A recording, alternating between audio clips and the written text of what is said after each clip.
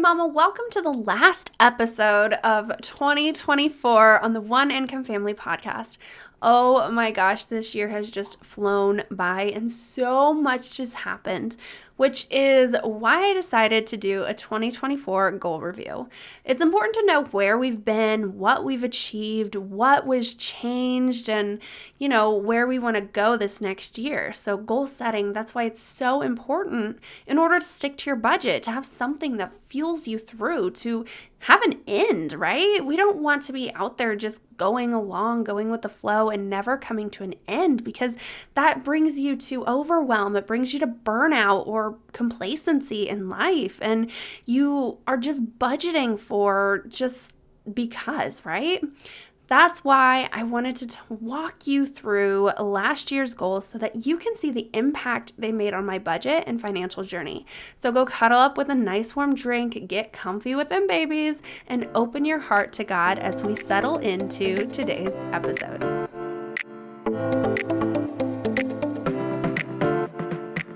Do you find it hard to save or get out of debt? Are you constantly searching for ways to save money and live on a budget? Do you have big dreams only to be stopped by not sticking to your budget? Are you ready for financial freedom? Then you, Mama, are in the right place. Welcome to the One Income Family Podcast, where you will learn what it looks like to budget on one income, how to partner with God in your finances, how to budget in a way that's easy to stick to, and how to cut costs and save money, all so that you can start building wealth.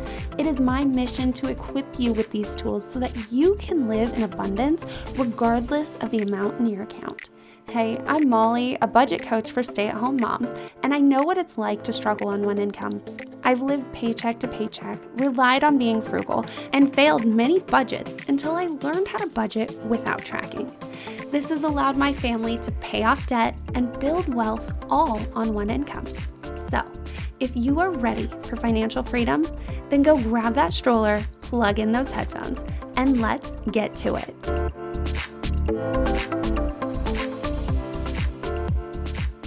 Before we jump into today's episode, I want to invite you to grab a budget audit. You, my dear friend, you are here listening to this podcast because you're struggling to stick to your budget. And there is absolutely no shame in that, okay? I want you to understand that. But instead of staying stuck in the continuous cycle of filling out your budget only to be tossed to the side from the inconsistency of living paycheck to paycheck, I want to challenge you to break that cycle, to take your first step towards financial freedom by grabbing yourself a free budget audit. Learn why you're struggling to stick to your budget and walk away knowing the steps you need to take to be able to stop living paycheck to paycheck.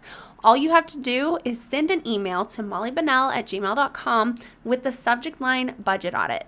Let me help you in the paycheck to paycheck cycle you are living in so that you can embrace a life of abundance. Again, the email is mollybennell@gmail.com. That's MOLLY, as in boy, ENELL @gmail.com. Or you can also find it in the show notes. I don't know about you, but I personally don't do New Year's resolutions. I set actual tangible goals that I can create, because most of the time when you think of New Year's resolutions, there's some aloof thing that isn't really tangible and it's not something that you can go to. But today what I'm going to do is I'm going to walk you through goals that I set last year that I actually use this list to go through and actually, put them in place throughout the year. So I'm going to walk you through what those goals were and how not only if I achieved those goals or not, but how they impacted my budget and things that I had to do in order to put those things into place, or maybe what they could maybe take weight off of financially, right? Because you don't only set goals that are heavy on the finances, but they can take the pressure off of your finances as well, depending on what you're looking for, what kind of goals you're setting. And it's not just financial goals. You can find a quote unquote financial goal in what is just a simple goal that you want to set for maybe your personal, maybe hygiene this year, right? Or maybe it's something like a hobby that you want to start investing in, right? So the financial piece of goal setting can be found in multiple areas of your life and not just specifically in your quote unquote finances, right? So that is really what this episode is about. I just kind of put two and two together recently. I've always known this. It makes sense. It totally goes together, but it never clicked until I was actually making goals for this coming year of 2005. Wow. I'm going back a ways, right? Of 2025. And I'm like, okay, this actually really makes sense. And this is something that I want to share with you because sometimes when you set goals, and I talk about this all the time, what you think is a financial priority, what you think is something that you actually want to achieve, it's a goal, it's something that you're like, yes, that is a priority to me, isn't actually a priority. And I'm going to show you why just by going through my goals from last year, just by simply walking you through the actual financial pieces of other parts of our lives that in all reality can take precedence over some of those other financial goals that we never really thought of as a financial goal. So with that, let's just start diving into what my goals are and talk about the financial aspects of it and how I'd put it into my budget and all of that stuff so that you can see not only what a goal can do for your finances and how it can help you have a fun and healthy life, but also have a healthy financial life as well. Okay, so I don't have these goals in any particular order. I do want to state that. This next year, I definitely categorize them and put them a little more organized so I can be like, this all goes together and it makes sense instead of jumping from one place to another. But okay, let's just get into it. I'll laugh at myself as we go through these, right? As I'm sure you'll laugh with me. So the first goal that I set, because I was really trying to get into baking, was to bake 50% of our breads.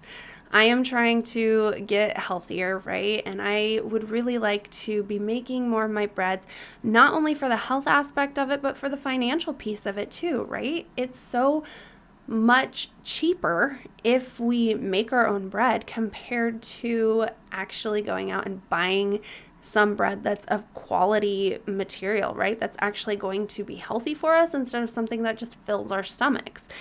And I've been learning all this fun stuff about bread, which I don't want to bore you about that, but I learned that I was able to do it. I made our own bread for probably the first 3 months, and I was doing really good. And then I just got burnt out with everything that was going on, and I kind of just had to take a step back from that because it was too much at one time. I was trying to learn too much, and it just kind of overwhelmed me and started stressing me out. So financially, that really helped at the beginning. I wasn't buying those bread products because I was making them, and it was really simple and it was really easy, but it was just time consuming, and I needed just a little more, learning, and I just didn't have the brain capacity for it. I just wasn't able to do it because, like I said, I was doing so many new things at once that I just couldn't learn more things. So I took a break on that, but I was doing really good the first 3 months. I was baking most all of our breads, so that was fun. My second goal was to go outside for 1,000 hours, which isn't necessarily a financial goal, and I really don't see how you could make that a financial goal, but you could, depending on how you look at it. Maybe being outside for 1,000 hours could include maybe going hiking. That is going to cost some money, driving there. Maybe it's going swimming. Maybe it's going to all of these places that are outdoors. So there could be a financial aspect of it, but I needed to get a little more into it to really know what that meant if I was going to include that in my financial side of my goal setting, right? But in this instance, I was just meaning I wanted to be out of my house for 1,000 hours for the entire year. And I I don't know if I met that or not. I do know that it helped me to push me outside because I'm like, okay, we want to be outside. We don't want to be inside. And I also was like, well, I don't have to clean as much if we're outside because then the mess stays outside, right? And it doesn't come inside. And so that was a plus to it, but it really wasn't like a financial part of it, but it was still a really good goal. It's something I suggest you do as well. I did get a little lax when it started getting cold because I don't like to be out in the cold, but when it's hot, it was fun. We just turn the sprinkler on and run around in it, right? So definitely, if that's a goal of yours, do it because it's fun. Another goal of mine, which again, these goals are kind of really vague because when I created these goals, I didn't sit down and really put like thought into how to get to these goals. It was just kind of like a brain dump, a bucket list per se, of what it was that I wanted to achieve throughout the year for myself. And if I were to, jump into it a little bit better, like I'm going to this year, which I will walk you through that in the next episode, so stay tuned for that. But I should have definitely made these more concrete and more technical per se so that I could actually achieve them better. But last year, so at the beginning of the year, I had just finished pretty much nursing and everything with my second born. And so my hormones were out of whack, right? As they usually are as you're getting done with having the babies and your milk supply going back to normal and all that kind of stuff.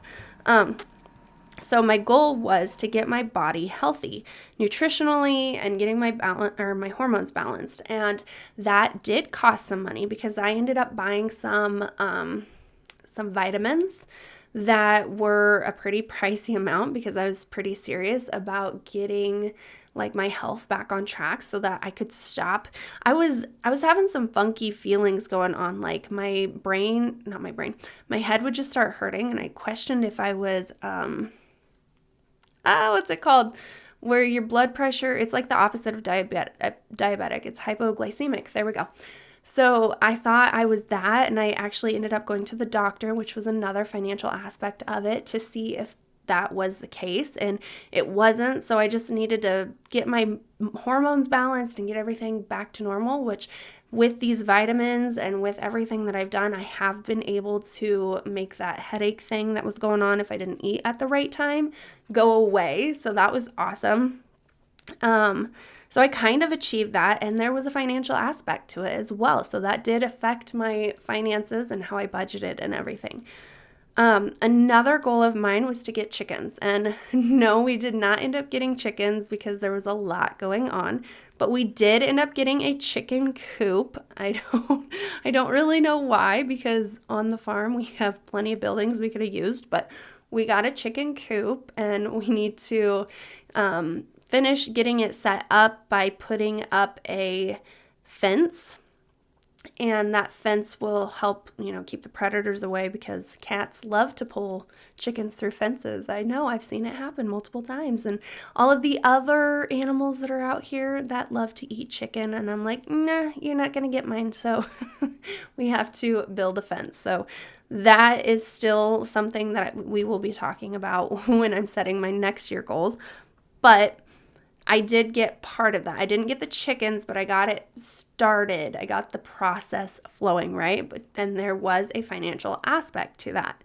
The next one was to spend more time with other humans because, needless to say, I was really holding myself up in the house, becoming like a hermit and not wanting to get out.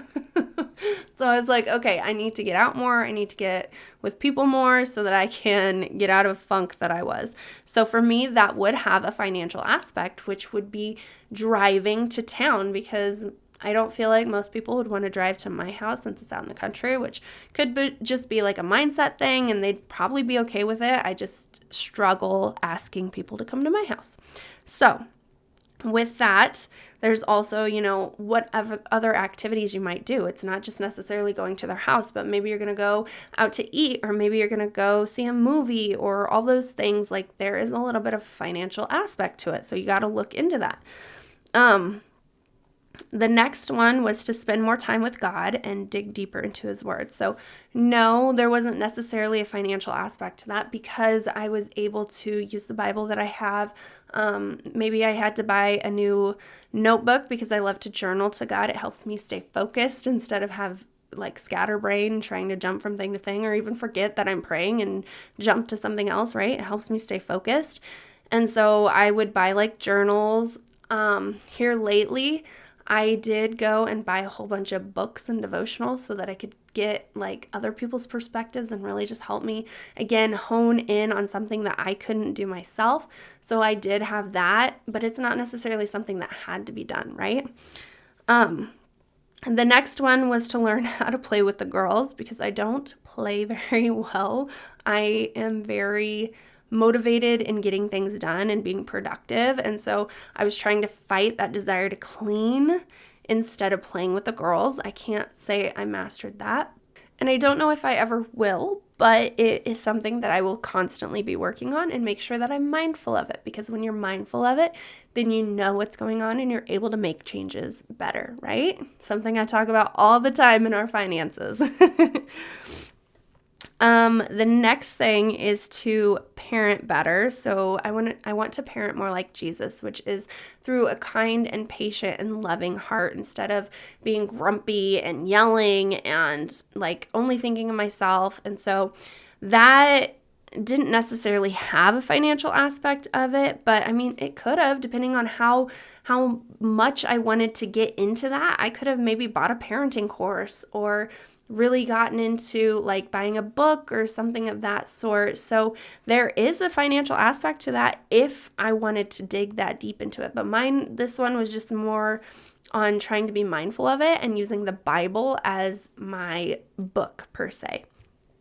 The next thing was to finish all unfinished house projects because I am notorious for starting and not finishing projects. We have so many projects that I started 3 years ago, almost going to be 4 years ago, that are still not completed. And so I am going to finish that this year in 2025 for sure. But even though we didn't finish that in 2024, we did get a whole lot done. I know there was a lot of extra unplanned things that came out of nowhere, like having to remodel a bathroom because there was mold in it, and other things that I wasn't exactly trying to do, like repaint the kitchen a totally different color instead of just finishing the color that I'd already painted it. That was a fun project. It took me 2 months to paint my 55 cabinets. I feel like I've got a lot of cabinets. Anyways, so that is a big one. That is a huge financial impact, right? So that's something that I was constantly saving for, constantly buying bits and pieces there. When that bathroom project came up, that was unplanned for, because that was something that we were going to wait until 2025 or maybe later because it was put together. It looked nice. Didn't have to worry about anything. It just wasn't like aesthetically what we wanted it to look like, right? We wanted a bathtub and it was a shower and other things to that extent, that's more of a want than a need. But when the mold showed up, it became a need and not a want. And so when that came up, we were trying to rearrange our finances, which I know I said I'll do an episode on this, but I still have not completed that project 100%. So that is why that is not out there yet. But it's still like we had to dive into the savings, into a little bit of more of the emergency side. No, I didn't have to dive into the actual emergency fund, but I did have to really rearrange some of the savings goals that we had. And so that was a fun thing that we had to do, right? Just came out of nowhere, not planned for. And then after the unfinished house projects, we wanted to go on vacation to some grandparents' house. And I specifically put my grandparents down because we were planning on going there for maybe Thanksgiving like we had done in 2023. But what we ended up doing was my husband's grandma, who had yet to meet our daughters, she was having an 80th birthday party and everyone was trying to get together. And so we ended up driving, instead of to Oklahoma, which is like a 11, maybe 12-hour trip with the girls and everything, we drove all the way to New Jersey, and we were trying to decide if we were going to fly, if we were going to drive, if we were going to rent a vehicle, if we were going to use our own vehicle. We ended up using our own vehicle and driving out there, but that was a pretty penny that we ended up using, right? And so that, again, the savings goals that we originally had set had to be rearranged so that we could financially afford to go on this trip, so that his grandma would be able to meet our daughters. And it was a blast. I'm so glad we did it, and it was awesome. So in conclusion to that, we didn't per se go to the grandparents that I wrote down, but we still did go on that vacation, and that was still a fun thing to do. And yes, it cost money. It was in the financial plan that we had to set in the budget, right? Then we wanted to go swimming a lot and go camping, which we didn't really end up doing a lot of that because, again, the remodels that we're trying to finish up, the projects kind of took precedent over that, which in the long run, I wish it wouldn't have. This next year, which we're going to again talk about in the next episode, I am going to focus more on resting, like still getting things done and still being productive, but doing it in a restful, peaceful manner, because we overwhelmed ourselves and we've stressed ourselves out to the point where we are burnt out and we don't want to remodel things anymore. Like, I love to remodel. I love to fix things, to change the look of it to what I prefer. But I've been doing it for the past almost 7 years now. Like, ever since my husband and I got together, every house we've been in has never been finished. And so, like, I'm getting worn out from these projects. I need more fun in my life. I need more joy, right? And so we're going to definitely be focusing more on the swimming and camping. But again, that has a financial aspect to it, because you have to pay for the camping spot. Depending on where you're going swimming, you might have to pay for a sticker to be able to go onto the site, like a state recreational sticker. I think that's what they're called. But those are things that you have to think about if these are goals that you're setting. What financial aspect is a part of it?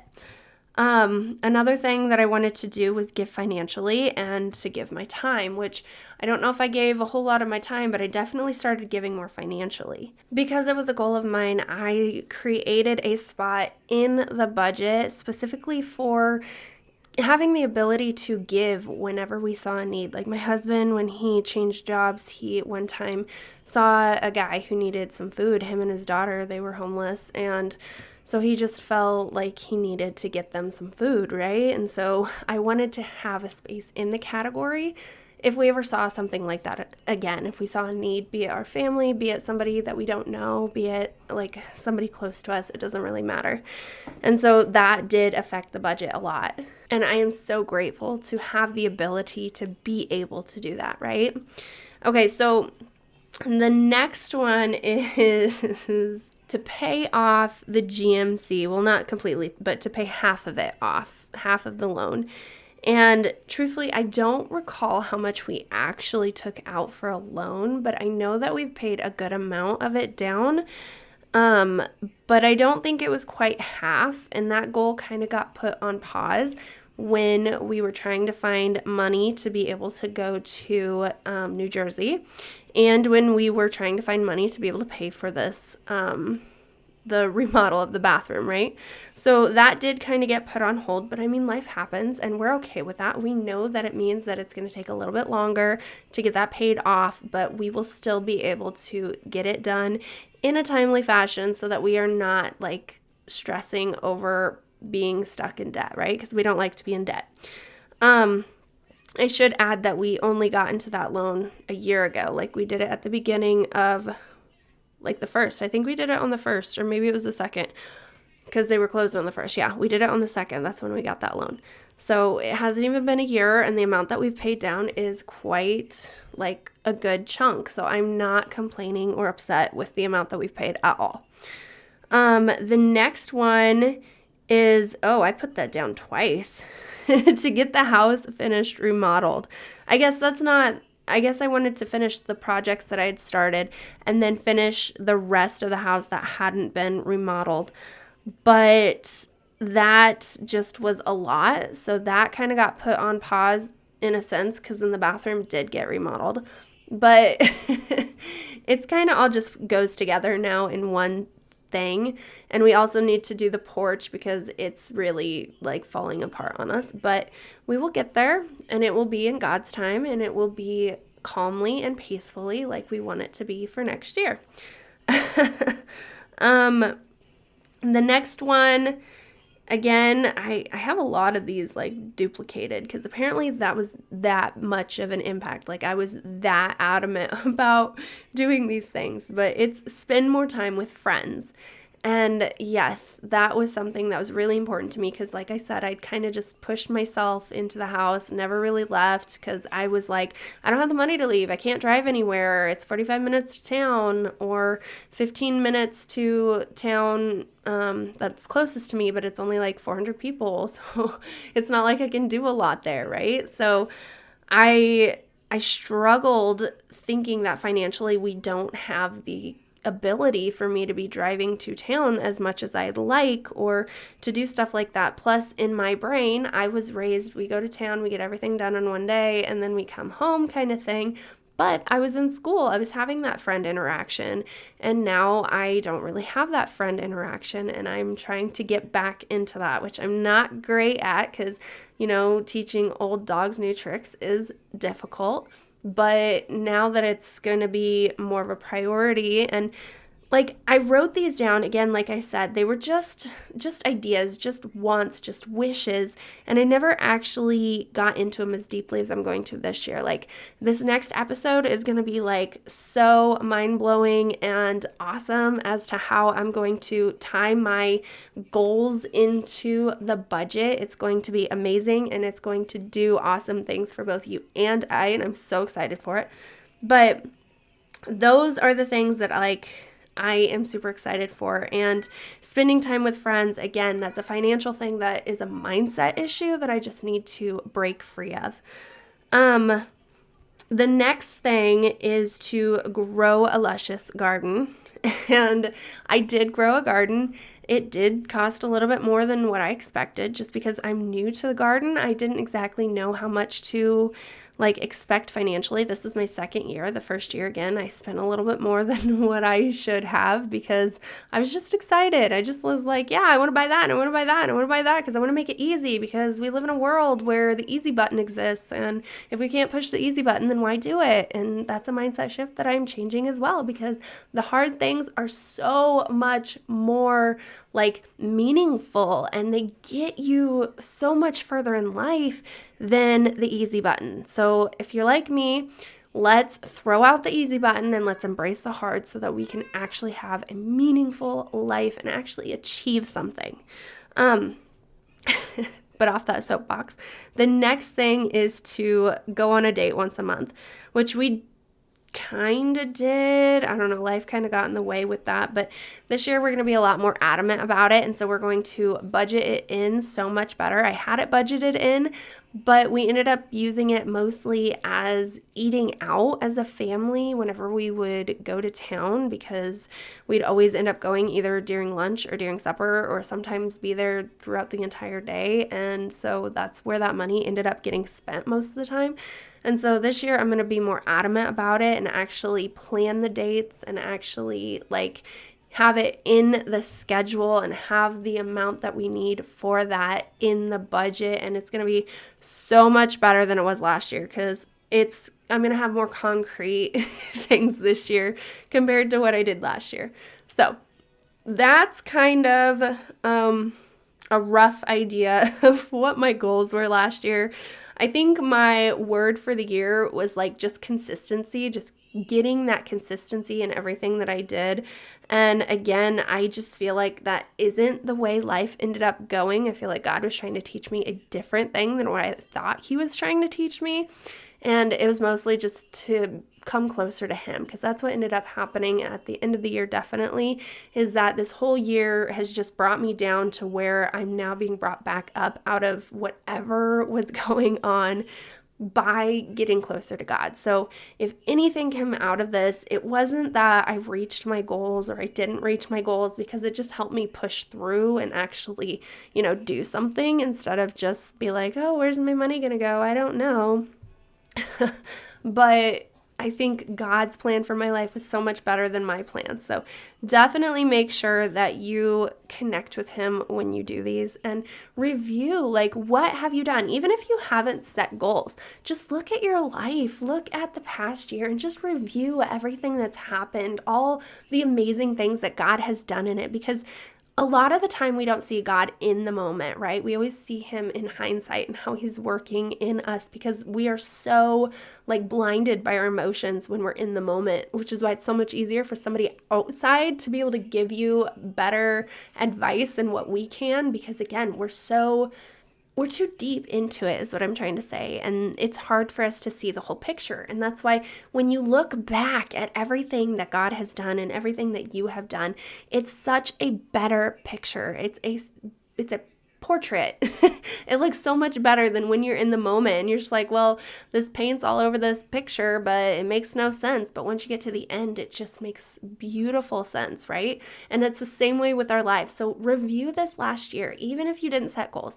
Look at what you've done with your life. Look at the way God has moved in your life and what he's done for you, so that you can go into the next year with an idea of what needs to get done, what you want to get done, because it's not just about needs, it's about wants as well, right?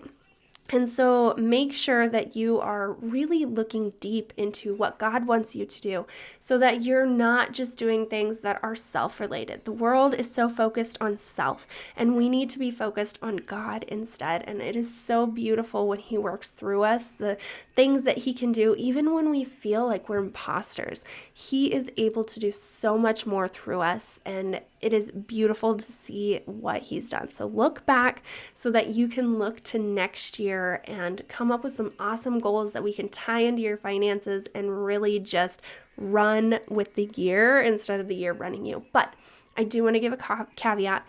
Do not be so tied to the plan that when God changes it, you get upset, because I know I'm that person and I have to work on that.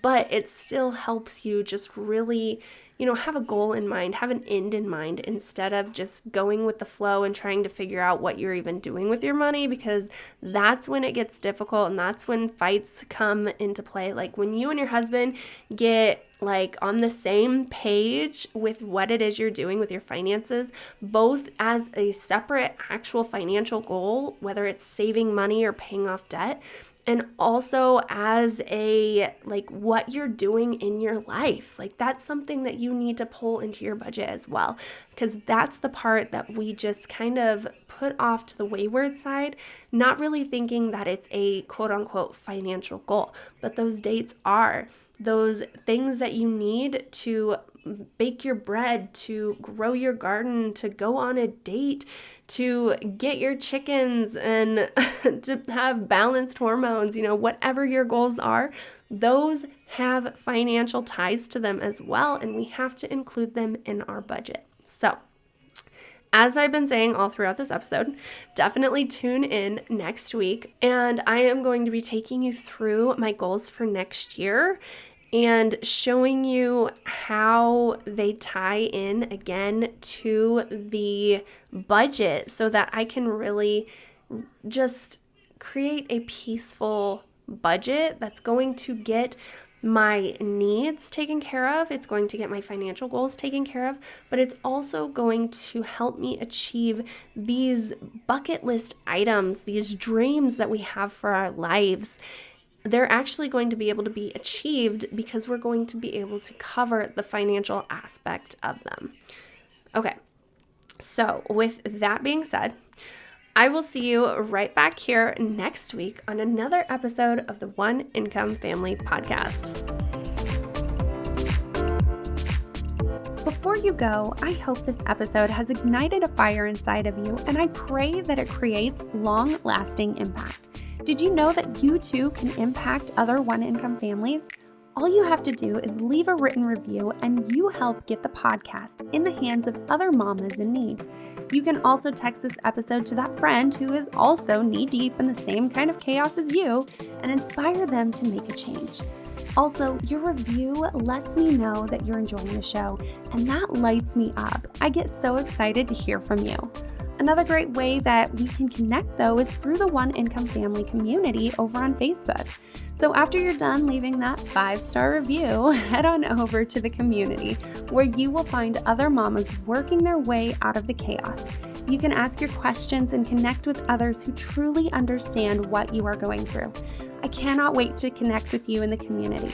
Until then, I will see you right here next week on another episode of the One Income Family Podcast.